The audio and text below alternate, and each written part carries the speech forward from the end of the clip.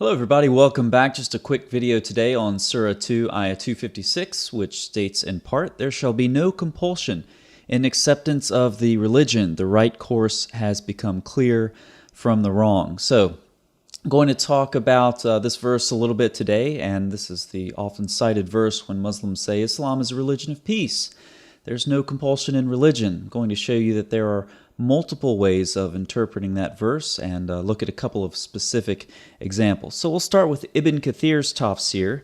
Now this is not the version of Ibn Kathir's tafsir that you're going to find online, at least to my knowledge.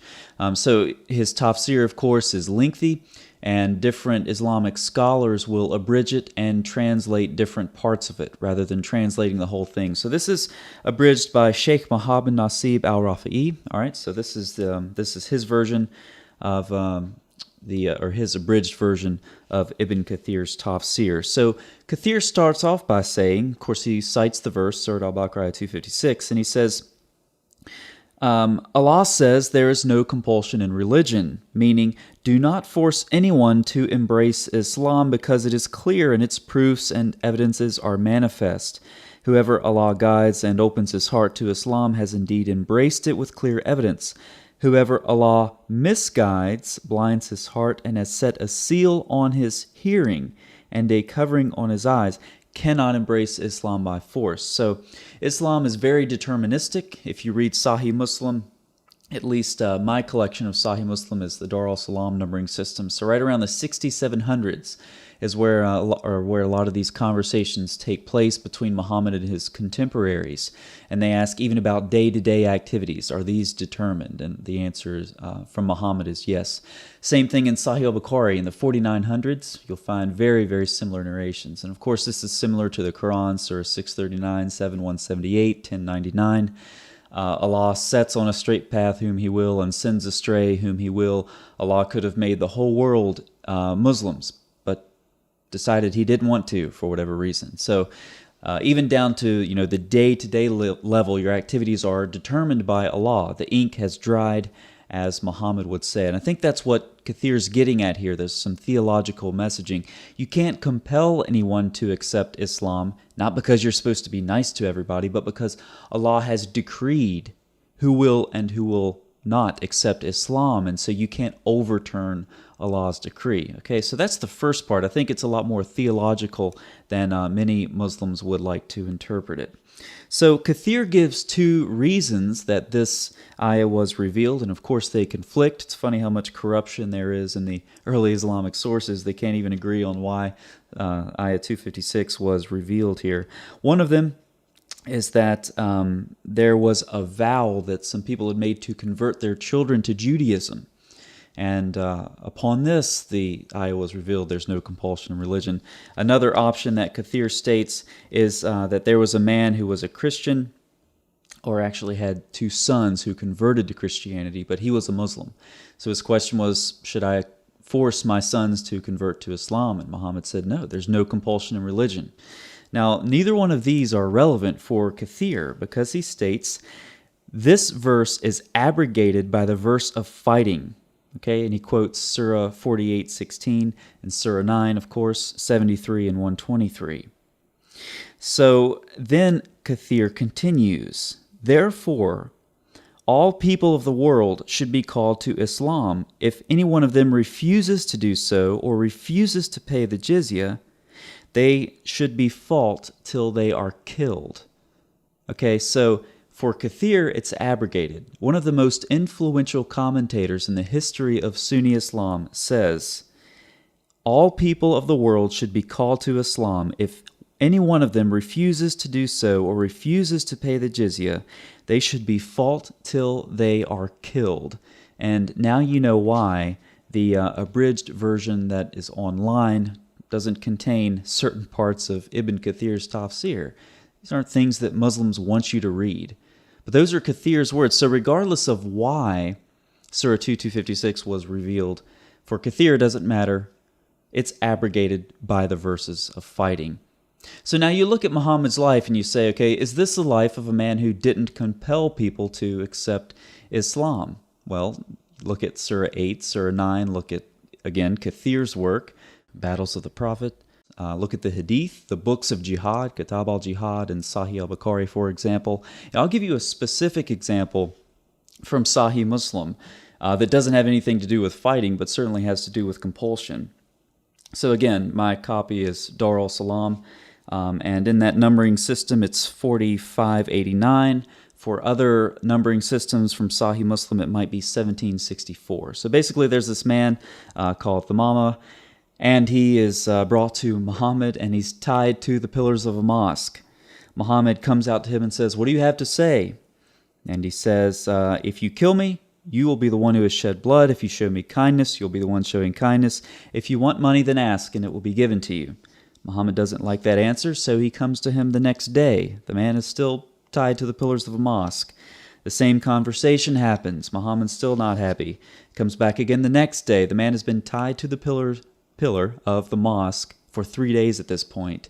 And then he's released. He goes into the mosque and he recites the Shahada after being tied to the pillar of a mosque for 3 days. Now, you can say that's not compulsion. Not really sure how you would get there. Then, in a rather comical twist, the man goes back to Mecca, and someone says, "Have you changed your religion?" And he says, "No, but I submitted to Muhammad." So he takes the Shahada to make Muhammad happy. He's untied from the mosque, and then he goes back and clarifies that, no, he just submitted to Muhammad. Okay, so this is sort of a model that Muhammad followed, okay? And as he expanded the Islamic State, this is the model that they took on. They didn't necessarily force people to convert to Islam. Indeed, sometimes that wasn't always the goal, because the jizya is actually more than zakat, right? So if the Islamic State needs financial support, you can't just have Muslims paying zakat. You need the jizya as well, at least in Muhammad's context. That's why Surah 9 was revealed, as Ibn Kathir clearly states in Battles of the Prophet. So when you look at Muhammad's life as a whole, how does this no compulsion in religion thing play out? Well, Ibn Ishaq gives a great example of this. You think about this no compulsion in religion. If you don't want to say it was abrogated like Kathir, there are plenty of other options. So first, this is page 212 of Surat Rasulullah. He, that's Allah, gave permission to his apostle to fight and protect himself. Then he says, when they, that is Muslims, are in the ascendant, they will establish prayer, pay the poor tax, enjoin kindness, and forbid iniquity. For those who have read Sharia, forbid iniquity. There's a lot of baggage that goes along with that, a lot of violence that goes along with that. And then God sent down him, fight them so that there be no more seduction until no believer is seduced from his religion, and the religion is God's. Okay, so catch that. When they are in the ascendant, then God sent down, fight people until they believe in Allah. And of course you have Ibn Qayyim, who parallels this very closely. For 13 years after the beginning of his messengership, he called people to God through preaching without fighting or jizya. Later permission was given to fight. Then he was commanded to fight those who fought him. Later he was commanded to fight the polytheists until God's religion was fully established. Very, very close to what we just heard from Ibn Ishaq there. So you have 4 stages. First, it's preaching. No compulsion. Your religion is yours, my religion's mine. Everything's good. Then there's the permission given to fight defensively. Then the command to fight defensively. And then finally, you are commanded to spread the Islamic State by force. But again, this is not in conflict with no compulsion in religion, because you're not forcing people to accept Islam. You're not trying to overturn Allah's decree for who he has decreed will be a Muslim and who won't be. All you're doing is you're forcibly expanding the Islamic State, and you're forcing these people who do not accept Islam to be dhimmis under the Islamic State, pay the jizya, and feel themselves humiliated and subdued, just like the individual who was tied to the pillar of a mosque for 3 days who finally submitted to Muhammad. So now you know, whenever you have Muslims who quote this verse, Surah 2:256, that it didn't stop Muhammad from committing a lot of atrocities. It didn't stop Muhammad from tying a man to a mosque. It didn't stop Muhammad from waging offensive jihad to spread the Islamic State. and subjugate people into a demi-status, or you could simply take Ibn Kathir's route. This verse was abrogated by fighting, and there he cites Surah 9. So lots of different takes on no compulsion in religion, but it by no means implies that Islam is a religion of peace. Have you ever wondered why there are so many ahadith which testify to Muhammad's engraved ring? Have you ever wondered why in the Quran it said that Solomon was given the power to control the wind? Have you ever wondered why Muhammad thought that some dogs were the shaitan? And after you're finished laughing at the story where a rock runs off with Moses' clothes, have you ever wondered what the source for that story is? Have you ever wondered why the story of Adam and Iblis in the Quran sounds so much like pre-existing legend?